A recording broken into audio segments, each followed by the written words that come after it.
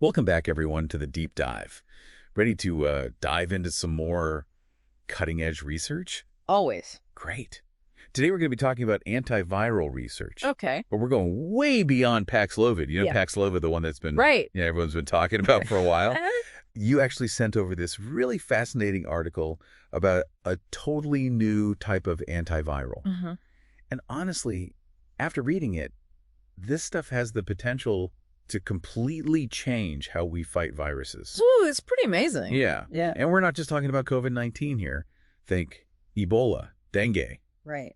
even some DNA viruses like those in the pox family. Yeah. What's really interesting is that this new antiviral works in a totally different way than Paxlovid. Okay, so Paxlovid has been, pretty effective so far. Mm-hmm. But the idea that these viruses could become resistant to Yeah. it is a little concerning. Yeah, that's a legitimate concern with any antiviral, really. That's why it's so important to have a variety of treatment options available. Okay, that makes sense. So let's talk about this new research. Your article mentioned a study that came out of the Tushel Laboratory at Rockefeller University. Yes. What exactly did they... Well, they discovered a completely new class of antivirals, and these target something called methyltransferases. Methyl what now? Yeah, it's a mouthful. Can you break that down for me? What are methyltransferases and why should we care about them?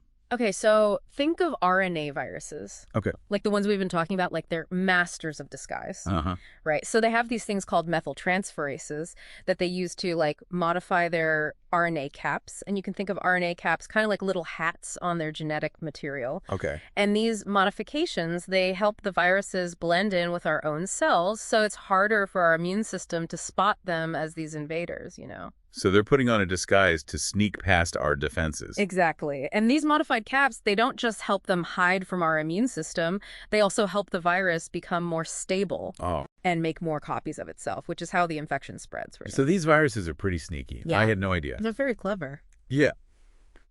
So this research focused on blocking these viral methyltransferases. Yes. How is that different from how most of the antivirals work right now? So most of the antivirals that we have, like Paxlovid, for example, they target viral protease. Okay. And these are enzymes that the viruses use to break down proteins. This new approach, it goes after a totally different target. Gotcha. So why is this new approach such a big deal? What are the advantages of going after Right. this different target? Well, for one thing, if you attack a virus with two drugs that target different parts of the virus, it's much, much harder for the virus to develop resistance. Hmm. So if you combine a protease inhibitor like Paxlovid with a methyltransferase inhibitor, you could potentially have a very powerful way to fight back against these viruses. So it's like a double whammy. Yeah. Hit it with one. Exactly. You got two different mechanisms of action, Okay. but the virus is going to have a hard time keeping up. That makes sense. And the other good thing about targeting methyltransferases is that the viral ones are structured differently than the ones we have in our bodies. Uh-huh. So drugs that target the viral methyltransferases are less likely to have side effects. That's always good news. Fewer side effects are always good news. Yeah. So how did the scientists even discover, or how did they find this antiviral in the first place? So they started with an enormous screening of over 430,000 different compounds Wow. to see which ones would actually block this SARS-CoV-2 methyltransferase. That's mind-blowing. So did they just throw everything at the wall and see what stuck, or was there a more targeted approach? It was a very targeted approach. Okay. Imagine trying to find a specific key for a very particular lock. They had to design and test compounds that could specifically interact with that methyltransferase and actually inhibit its function. That's really incredible. So what were the results of these mouse studies? Was it effective? So the mouse studies were incredibly promising. Okay. The new compound that they tested was actually just as effective as Paxlovid in treating COVID-19 in mice. Wow. And get this, it actually worked even when they used a mutated version of the virus. That's amazing. So this means we could potentially have a drug that's effective even against those variants. It's a big deal because that's Yeah. one of the big concerns with antivirals Yeah. is that the viruses are constantly mutating. So to find something that's effective against even mutated versions is very exciting. Yeah. But this isn't something we're going to see at the pharmacy next week. Not quite yet. Okay. It's important to remember that this is still early stage research. It's not ready for human testing yet. Okay, so what are the next steps then? What needs to happen to actually get this into a human trial? So the first thing they need to do is make sure that this compound is stable and what we call bioavailable enough for humans. Okay. Basically, they need to make sure that our bodies can absorb it properly and it doesn't break down too quickly. And bioavailable just means that it's actually getting... How much of the drug is actually reaching your bloodstream? Okay. And is it available to do its job after you take it? If a drug has really low bioavailability, a large portion of the dose might be lost when it's digested or metabolized. So it's not going to be as effective. That makes sense. Yeah. So stability and making sure it gets to where it needs to go in the body. Right. What else? That also need to partner with a pharmaceutical company to actually help with the clinical trials. Yeah. And eventually to bring the drug to market, because that's a big part of turning a promising compound into an actual treatment that people can use. Yeah, absolutely. And in your article, you mentioned that this research could have implications beyond just COVID-19, right? Absolutely. So they are looking at inhibitors for RSV, dengue, Zika, even monkeypox. And get this, they're even exploring possible applications for fungal infections. Really? Yeah. Wow. So this could be... There are a lot of possibilities. Huge for so many diseases. This is really groundbreaking research. Before we move on to some bigger picture questions, just to recap for our listener, what are the key takeaways here? Okay, so we learned about a totally new type of antiviral that targets a different part of the virus compared to what we already have, like Paxlovid. And the initial studies show that it's very, very promising, especially since it worked against these mutated versions of the virus, which is a big concern, right? Right. And although it's really early, this research could have implications for a whole range of diseases. Yeah. That's a great summary. I'm curious, how do you even begin to translate these findings from mice to humans? Because mice and humans are, pretty different. Yeah, that's a really great question. Yeah. And it's one of the biggest challenges in drug development. Just because something works in a mouse doesn't necessarily guarantee that it's going to work the same way in a human. Our bodies process drugs differently. Our immune systems are different. Yeah. There are just a lot of variables that can affect how a drug's going to perform. Right. So how do scientists actually bridge that gap? What are the next steps after the mouse studies? So it's a multi-step process. After they have these really promising results in the animal models, researchers typically do what's called preclinical studies. Okay. And these involve more detailed testing in the lab to really understand the drug's safety, its efficacy, how it's absorbed and metabolized in the body. And then, if the preclinical studies look good, the next step is to move on to human clinical trials. That makes sense. It's a long process. It's a long road. And it's rigorous. Speaking of human trials, what are some of the key challenges that are involved with actually conducting human trials for a new antiviral like this one? Oh, there are a lot of challenges. Yeah. First of all, you have to recruit enough volunteers who actually meet the criteria for your study. That can be difficult. It can take a lot of time. And then you need to make sure that your trial is conducted ethically, that it's scientifically rigorous, that you have the proper controls in place, that you have these blinding procedures to minimize bias. And then, of course, there are always safety concerns when you're testing a new drug in humans. It sounds like a complex undertaking. It is very complex. And it's important to remember that even after all of that, there's no guarantee that the drug is going to be successful. A lot of promising drugs actually fail during clinical trials because of unexpected side effects or just a lack of efficacy in humans. Right, right. This research has really sparked a lot of interesting questions, a lot of interesting discussion. What are some of the other things that we should be thinking about as we kind of dive deeper into the implications of this new class of antivirals?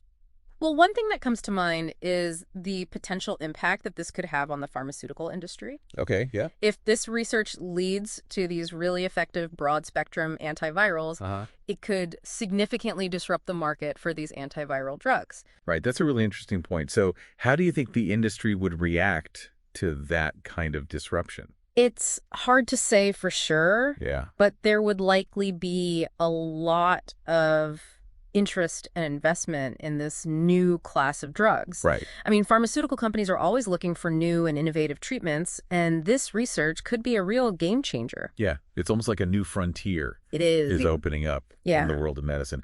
What other areas of research do you think might be impacted by these findings? Well, one area that comes to mind is vaccine development. One of the big challenges with vaccines is that viruses mutate. Yeah. Sometimes that makes the vaccines less effective. Right. But if we have these really effective broad-spectrum antivirals available, it could potentially reduce the pressure on the viruses to mutate. Oh, interesting. Which could make vaccines more effective in the long run. Yeah, it's almost like a 1-2 punch. Exactly. Vaccines to prevent prevention and treatment. And then if you do get it, you have the broad-spectrum antivirals to treat it. This really could be a paradigm shift in how we approach viral diseases. Yeah. What other exciting possibilities do you see on the horizon? Well, one of the things that I'm really excited about is the potential for personalized medicine. Yeah. As we learn more and more about how different people respond to different drugs, we could potentially tailor these antiviral treatments to an individual's specific genetic makeup and even to the specific characteristics of the virus they're infected with. That's incredible. It's like precision medicine, yeah, even more targeted. Taking it to a whole new level. And speaking of those individual responses, I'm curious how this new class of antivirals might affect people differently. Yeah. Are there any potential differences in how they might work in different populations? That's a really important question, and it's something that researchers are going to have to investigate really carefully during those clinical trials. Yeah. We know that people can metabolize drugs differently based on their age, their genetics, even their microbiome. So it is possible that this new antiviral might be more or less effective in certain populations, or it might have different side effect profiles. Yeah. So that's something that they'll definitely be looking at. So it sounds like there's still a lot to learn. Oh, absolutely. But this is definitely a research area with huge potential. Enormous potential. Before we wrap up this part of our deep dive, I just want to emphasize one thing for our listeners. Yeah. We've been discussing a lot of really exciting possibilities here, but it's important to remember that this research is still in its early stages. Absolutely. It's very early. The initial results are really promising, but we need to be cautious and wait for the results of further research, right, especially those human clinical trials, before we can make any definitive conclusions. It's important to approach these findings with a healthy dose of scientific skepticism. Yes. And really let the evidence guide us. Exactly. Let the data speak. Well said. So for our listener, hold on to your hats, because we're about to delve even deeper into this research in the next part of our deep dive. Get ready. Thinking about the potential impact on drug development, one thing that struck me is how this new antiviral could really change the game when it comes to future pandemics. Yeah, that's a really important point. Being able to target a mechanism that's common to so many different viruses, I mean, that's incredibly powerful. Yeah. Imagine having a treatment ready to go, something that could be used quickly against a brand new virus. Right. That would completely change how we respond to outbreaks. It's almost like having a universal weapon against viruses. Well, maybe not universal, but definitely much broader than anything we have right now. Yeah. You know, this research opens up the possibility of developing a whole arsenal of antivirals, ones that target these methyltransferases. We could have specific ones for different families of viruses, or even these broad-spectrum antivirals that could target a whole range of pathogens. That's incredible. Makes you wonder what other scientific breakthroughs are just around the corner. Right. But it also raises some pretty big questions, doesn't it? Like, how would this affect the way we approach public health on a global scale? Absolutely.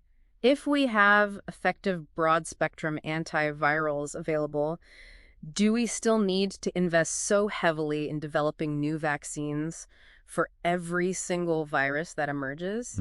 Or could we maybe shift some of those resources toward other public health priorities? That's a really thought-provoking question. It makes you realize how interconnected everything is. It really does. What about the potential impact on, healthcare systems?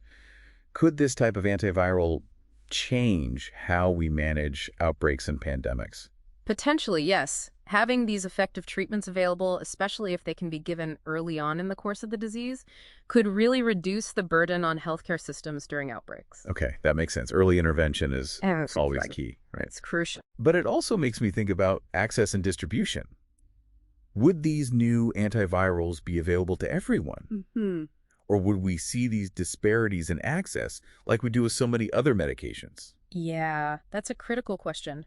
Making sure that everyone has equitable access to any new treatment, that's absolutely crucial. And it's something that needs to be addressed from the very beginning. Right. You have to think about things like manufacturing capacity, affordability, distribution networks Yeah. to make sure that these antivirals actually get to the people who need them, Right. regardless of where they live or their economic status. It sounds like there are a lot of logistical and ethical challenges to consider, along with, the scientific Well, advancement. absolutely.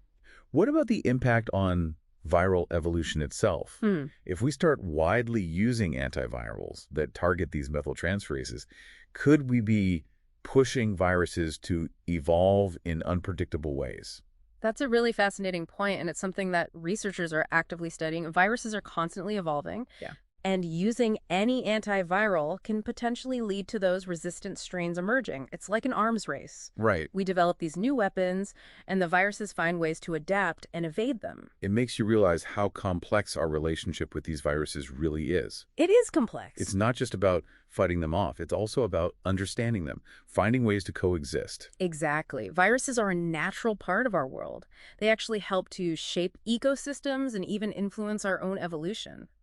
It's important to remember that not all viruses are harmful. That's right. Some can even be beneficial. Absolutely. Some viruses are being used in gene therapy to deliver therapeutic genes to cells. Wow. And there's a whole field of research exploring the potential of viruses to fight cancer. Yeah.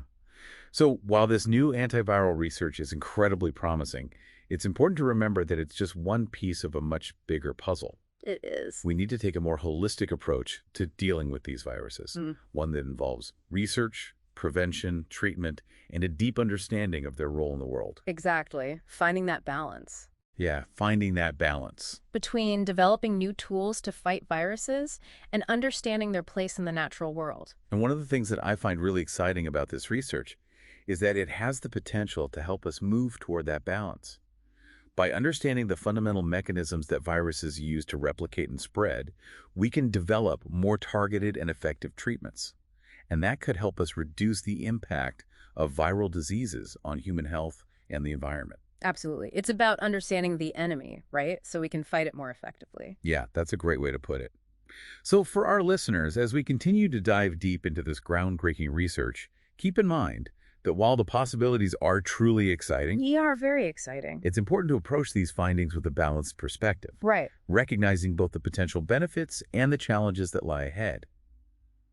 Speaking of challenges, what are some of the biggest hurdles you see in translating this research from the lab to, real-world applications?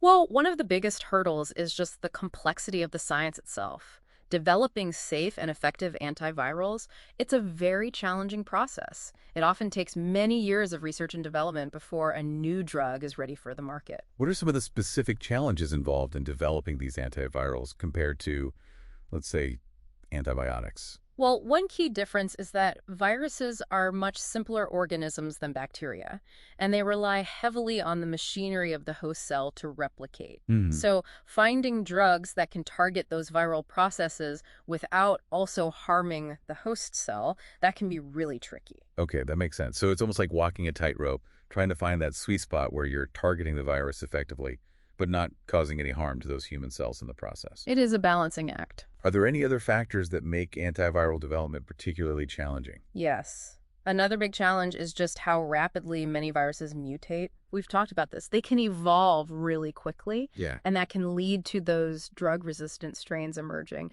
which can make even the most effective antivirals useless over time. It's that arms race again. It is. It's a constant back and forth. We're constantly trying to stay ahead of these evolving viruses. How do scientists even begin to address this challenge of viral mutation? Well, one approach is to develop antivirals that actually target multiple viral proteins or processes. That can make it harder for the virus to develop resistance because it would need to acquire multiple mutations at the same time. So multiple mutations at once Exactly. to evade that drug. Yeah, it's like a multi-pronged attack. You're Yeah. hitting the virus from different angles, making it much harder to escape. What other strategies are being explored to combat this drug resistance in viruses? Another really promising strategy is to develop drugs that target the host cell proteins that are essential for viral replication. This approach can be particularly effective against those rapidly mutating viruses. Because the host cell proteins, they're much less likely to change over time. So instead of targeting the virus directly, Right. you're essentially cutting off its supply line. Yeah, you're preventing it from using our own cells to replicate. Okay. That's really clever. It is a clever strategy. What are some of the challenges with developing those types of drugs, the ones that target host cell proteins? Well, one of the biggest challenges is making sure that the drug doesn't interfere with the normal function of the host cell. Right. You want to target those specific proteins that are being hijacked by the virus without disrupting any essential cellular processes. Right. It's a delicate balancing act. It is. How do researchers identify those specific host cell proteins that are so crucial for viral replication, but not essential for that normal cell function? It involves a whole bunch of really sophisticated laboratory techniques. Okay. Things like genetic screening, proteomics, high-throughput screening of drug candidates. Researchers are constantly developing new methods to identify these potential drug targets and to test the safety and efficacy of new compounds.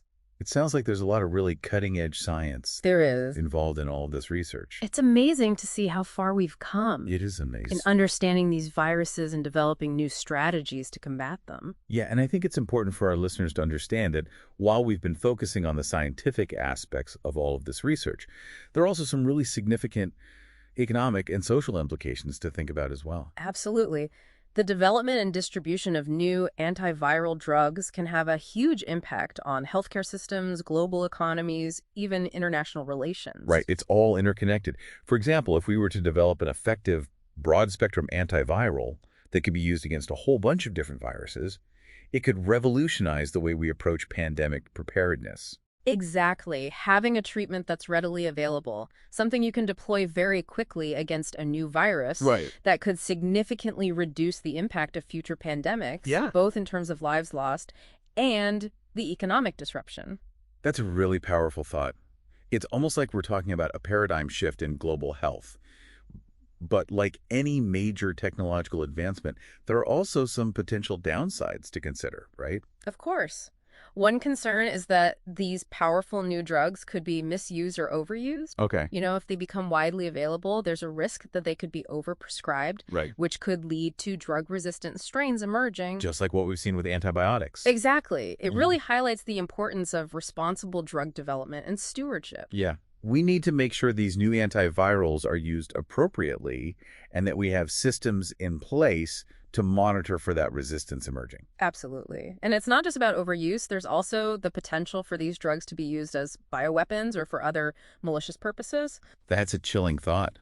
Any powerful tool can be used for good or for evil. Exactly. It's a double-edged sword. So it's really important to have those ethical guidelines and regulations in place to govern the development and use of these new technologies. It sounds like there's a lot to think about. A lot to consider. Beyond just the science.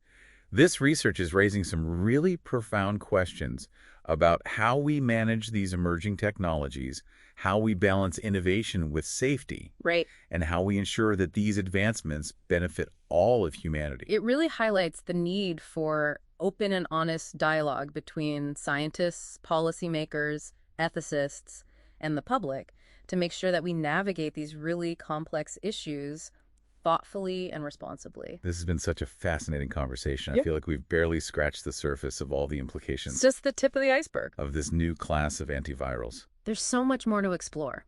Before we move on to the final part of our deep dive, where we explore some of the potential applications of this technology, I just want to leave our listener with one final thought. As we've discussed, this research is still in its early stages, but the possibilities are truly remarkable. They are remarkable. And it really highlights the incredible power of scientific inquiry and the human spirit of innovation when faced with these global challenges. It's inspiring, really. What are your thoughts on what the future holds for this new class of antivirals? I'm incredibly optimistic. I think this has the potential to really revolutionize how we treat and prevent viral diseases. And I'm so excited to see how it shapes the future of medicine and global health. That's a great note to end on. So for our listeners, stay tuned for the final part of our deep dive, where we'll explore some of the potential applications of this research and delve deeper into what the future may hold for this really exciting new frontier in antiviral therapy. So we've talked about this new class of antivirals working against so many different viruses. But what about the possibilities even beyond the ones we've already mentioned? What are researchers looking at? What are they excited about? Well, one area with a lot of potential is using them to treat chronic viral infections, Okay. like HIV or hepatitis C. Yeah. These are viruses that just linger in the body for a really long time, Right. years or even decades. Yeah. And the treatments we have now often have side effects. Yeah. And there's always the risk that the virus will become resistant to them. Right. So could this new approach be like a safer or maybe a more effective option for people who are living with these chronic infections? That's definitely the hope. Okay. Researchers are looking into whether targeting the methyltransferases in these viruses could be the key to new treatments. Ones that are more powerful or have fewer side effects, or maybe even ones that can get around that drug resistance that we see. That would be huge for millions of people. Right. What about combining these antivirals with other therapies? Yeah, that's another really exciting area. Okay. For example, scientists are exploring whether combining methyltransferase inhibitors with the antiviral drugs we already have could boost their effectiveness or maybe even prevent resistance from developing. So it's like a 1-2 punch. It is. You're hitting the virus from different angles. Yeah, you're basically making it much harder for that virus to survive. Okay, what other combinations are they looking at? Well, there's a lot of interest in combining antivirals with immunotherapy, which uses your body's own immune system to fight the disease. Yeah. So the idea is if you weaken the virus with the antiviral first, it makes it easier for your immune system to do its job. It's like you're giving the immune system an advantage. Exactly. You're giving it a boost. Yeah. What about using these antivirals to prevent infections? That's a really interesting thought. Yeah. Could we use them to protect people who are at high risk? Okay. Like healthcare workers or people traveling to places with outbreaks? I mean, I guess that brings up a lot of questions about whether that's ethical and how you would actually do it on a large scale. Definitely. But it's an idea worth exploring. It is. As we wrap up this deep dive, yeah, I'm just curious what you think the bigger impact of this research will be on the field of medicine as a whole. I think this research is a big shift in how we think about fighting viruses. Okay. We usually just react. We wait for a new virus to show up, and then we try to come up with a treatment or a vaccine. Right. But now we're moving towards something more proactive. We're developing a better arsenal and a deeper understanding of how to really attack viruses. So instead of always being on the defense, we're taking a more offensive approach. Exactly. We're going after them. And that has implications for treating the viruses we know about, Yes. but also for those future pandemics. Yeah. If we can understand these basic viral mechanisms, we can create these broad-spectrum antivirals that could work against a whole range of viruses, even ones we haven't even seen yet. It's like we're preparing for the unknown. Yeah, like we're building a shield for the future. I like that as we finish this deep dive. Yeah. I want our listeners to feel that sense of wonder and possibility. Definitely. This research shows how creative people can be, and it makes me feel hopeful that we can tackle even the biggest challenges. It's a good feeling. What do you think the future holds for this new type of antiviral? I'm really optimistic. I think it could completely change the way we treat and prevent these viral diseases. I'm really excited to see what happens next. It's a great way to end the episode. Thank you so much for taking us on this journey. It was my pleasure. It is fascinating to learn about these new discoveries and talk about the possibilities. And for our listeners out there, thank you for diving deep with us. We hope this made you curious and inspired you to keep learning about science. Keep asking those questions. Yeah, and until next time, keep diving deep.